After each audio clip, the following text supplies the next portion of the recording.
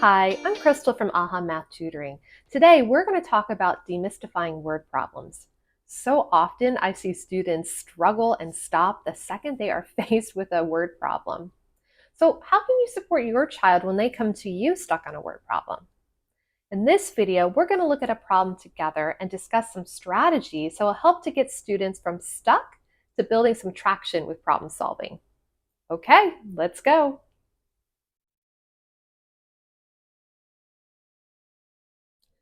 When approaching word problems, the very first thing I recommend to my students is actually we stop calling them word problems. I feel like that's part of the problem. As soon as they hear word problem, they go, uh-oh, not me. So instead, we're going to call them stories because essentially that's what they are. They're just stories. Now, the next thing I always tell students to do is to read through a story multiple times to build understanding. I think sometimes students go too quickly into trying to solve the problem without truly understanding what the problem is. And I would also recommend that students highlight or underline key information as they read through the story. So let's read through this one together real quick. It says, Jack has 1/3 of his birthday cake left over from his birthday party. He decides to give 3/4 of the leftover to his friend Michael. What fraction of the whole cake does Michael receive? Okay, so he has 1/3 of his birthday cake left over. That's important to know. He gives 3/4 of the leftover to his friend Michael. And the question is, what fraction of the whole cake does Michael receive? Okay, got it. Now, my next recommendation is probably the most important, and that is to always make the story visual. There is no right or wrong way to do this. Now, making a story visual really can help somebody brainstorm ideas that lead to a solution. So, if I look at the beginning, I see that he has 1/3 of a cake. So I'm going to make a model of a cake. And there's so many different ways to do this. Some people make circle cakes.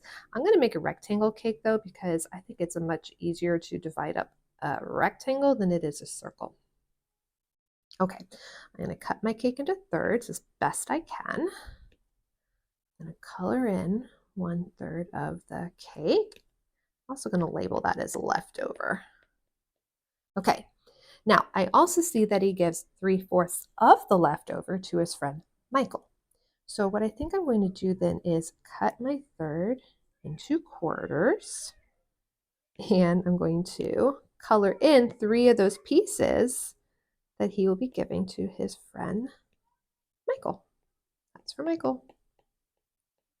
All right. Here's our visual so far.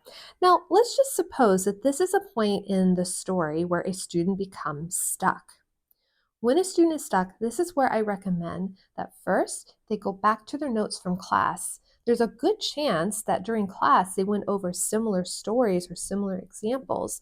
And by looking through their notes, it might refresh their memory and they might go, oh, I've done something similar. Now I see what to do. Likewise, sometimes if you have a textbook, if you go to the beginning pages of the same lesson, there's often similar examples that are later given for homework. So going back to earlier pages in the textbook to see examples could be very helpful as well. But let's say a student's done all that and they're just really stuck here. They just don't know about these pieces we've colored in for Michael.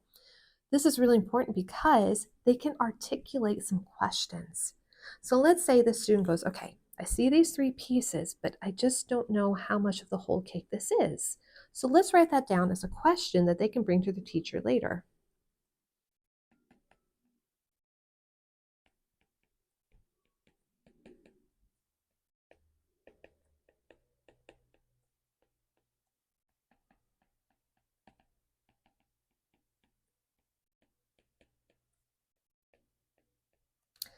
Further to that, maybe the student is questioning whether 3/4 is actually answer because I can see 3/4 that I've colored in. So maybe we just ask that as a question or propose it as an idea.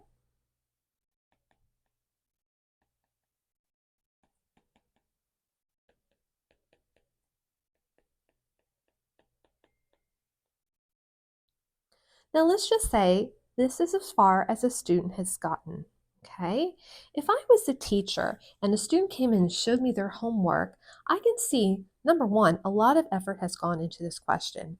But number two, and more importantly, I have so much insight into what the student was thinking because I can see their visual. I can see what they were trying to do. And their questions, which I'm hoping the student would bring to me in class, help me to help them find their way out of this, right? So this is so much better than a student showing up with a blank homework sheet, right? Or I also see this often written across a page, IDK, I don't know, which really does not help me to understand where a student has run into some trouble trying to problem solve. So I highly recommend that they make it visual wherever they can and articulate some good questions or ideas that they can bring to class. So I hope these strategies have helped. And just in case you were thinking, well, I really want to know the answer to this question, or perhaps you found it yourself, I am going to see this problem all the way through, just in case you wanted to know. So in this situation, what I would advise a student to do is to take each third of the cake and cut them all into quarters. And now they've cut the entire cake into the same size pieces. If we count them, there's 12 of them, which means each piece is 1/12 of the entire cake.